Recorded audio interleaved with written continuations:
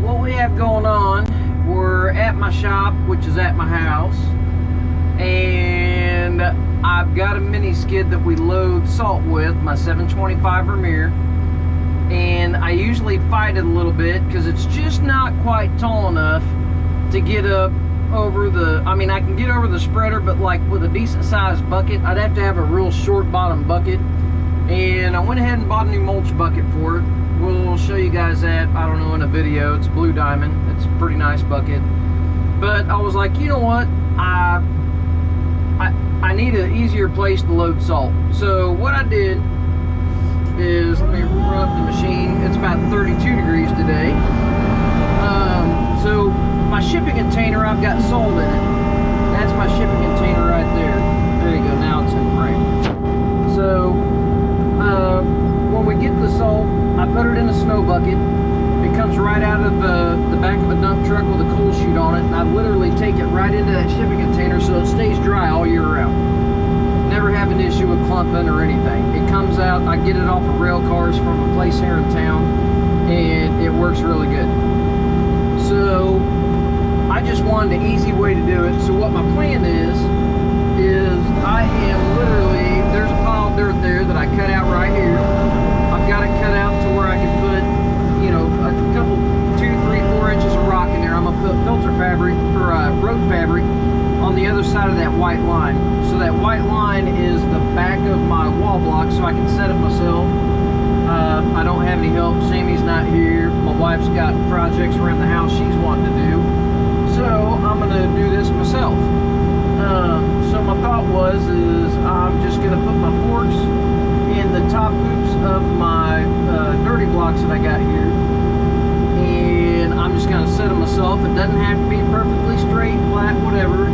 But then I'm gonna backfill the back side of the blocks, and that way I'll basically have me a loading ramp for my mini skid, and I can literally pull around my shipping container around my shop, and then I can park. I can just work my way right up next to that wall, and then I could go out. Well, then if I'm shaking the salt or whatever, the front of my fork or the front of my machine is going to be on top of that concrete block, and it's 2 foot thick, so it shouldn't have any issue. And then that way it kind of gives me a nice border to, you know, I'll have grass on one side, rock on the other, and I'm planning on extending my shop next year, so all this will go away anyways. And the worst I do is waste a couple loads of rock, which, having it convenient, you know, if we get a couple of storms, it's going to pay for it anyways. So I figured I'd show you guys, I guess, the difficulties of working by myself. I'm going to fight through setting these blocks. So here we go. Let me adjust the camera. I don't know where we're going to end up having it. Anyways, here we go. In this first block, I can't get under it, so I'm going to set it first. I'll just go underneath it because I can't get inside of that little ring on the top of it with my forks. For some reason, it was just made shallow.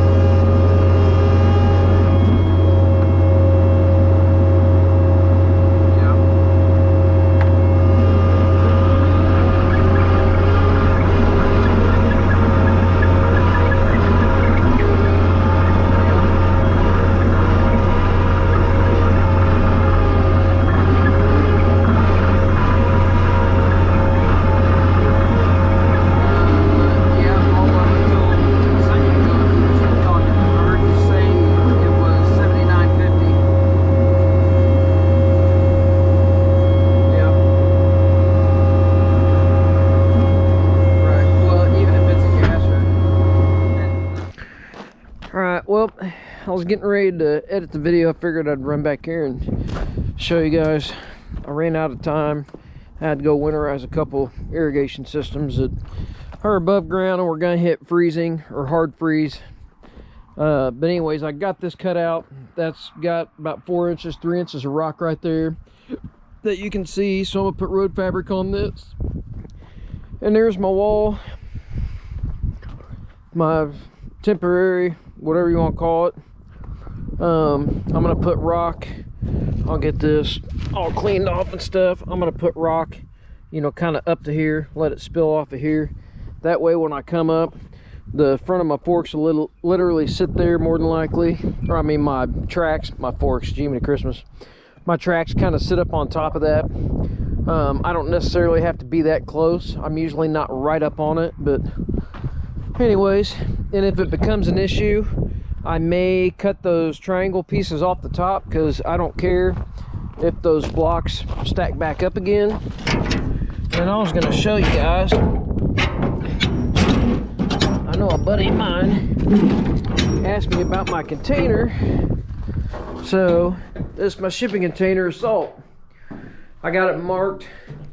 As you can see, I mean, this is all new this year, but it stays like this year round. Like you come in here in the summer, it's like this. It might have a little bit of shell on it. You go up and you kind of kick it like that and it's loose. I've used this, what is this, the 4th season, I think? And that's literally the amount of rust that's in here. Very, very minimal. It just doesn't have a whole lot on it.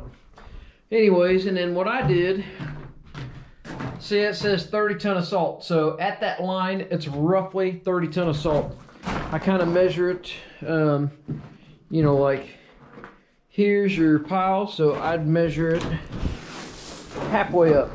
You know, it'd be like right there. And you can't see that line. I guess you can. Anyways, so I measure it right there. So that way, when I go to, you know, when I'm loading salt out, and this is about 45 ton right now. And I've still got room. I could stack it higher. I just normally don't. It seems like it does better if you don't stack it all the way up. And then you don't take a risk of hitting your boom arms on the top of the deal. And I never really wanted that much side load on the shipping container. I don't know how much it's rated for, but this does totally fine for me. So I got it marked, you know, 10 ton, 20 ton, 30 ton. So if I get back to that 10 ton mark and I'm getting close to having it, you know, I'm getting close to that line, I know I'm getting to the point where I better get my butt ordering salt, or I may not have salt for the, or you know, for the majority of the, I can't even talk. I'm sitting here trying to do too many things. I may not have salt for the remainder of the season.